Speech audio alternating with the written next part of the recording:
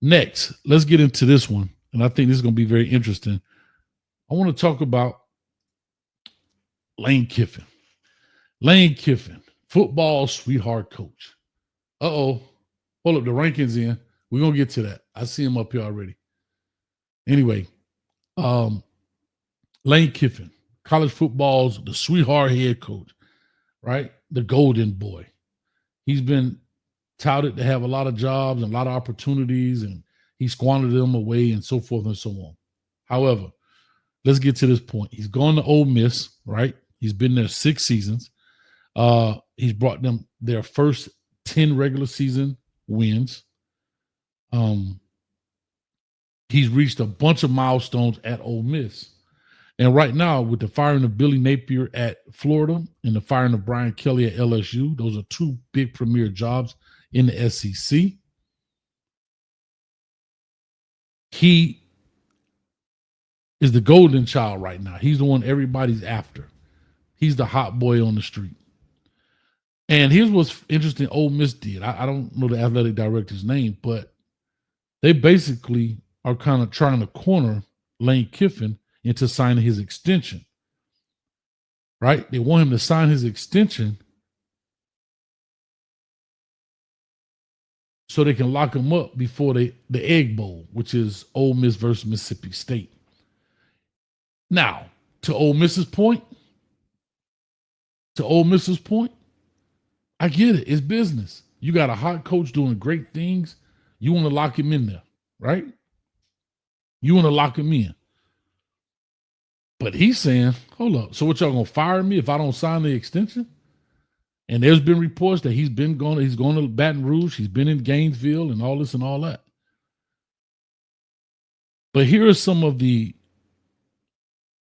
I want to go through some of these things that he's got. If he's to stay at Ole Miss, he's built that program up. He's got some top recruits, top transfer portal recruiting going in, has some good players.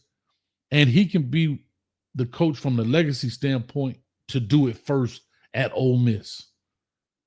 I don't think he does it at Ole Miss. It's just my opinion. I think he's going to plateau out at Ole Miss and they reach a ceiling there. And I think he understands that. But places like a Florida or LSU or even my beloved Miami, I think that the ceiling is higher. Now, here's the difference. At Ole Miss, he has complete autonomy of the program.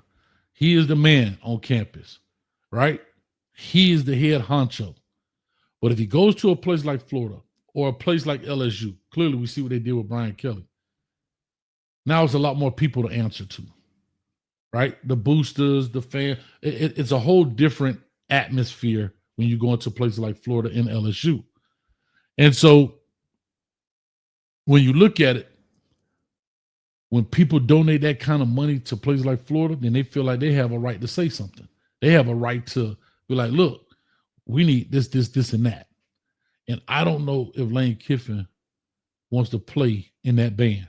I don't know if he wants to dance to those tunes. I'm not sure.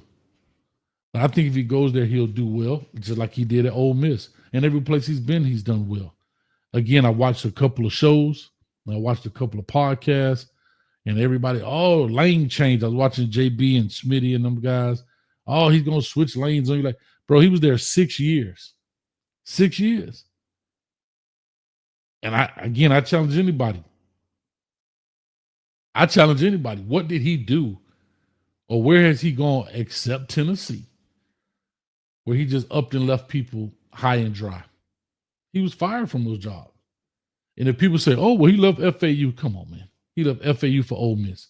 Anybody in their mom will leave FAU for Ole Miss. Like, stop it. All right?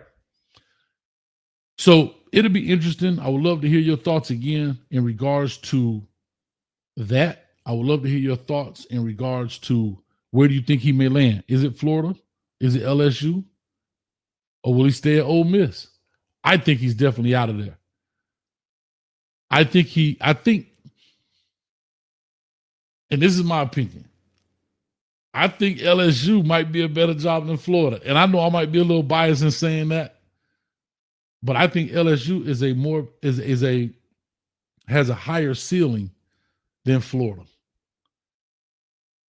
I think it's uniquely placed in a spot, like you said, you can get into Texas, you can get into Florida, Georgia, Alabama, all these other places around LSU. Where Florida sits, it's got good territory, but I think LSU a little bit up here over Florida, in my opinion.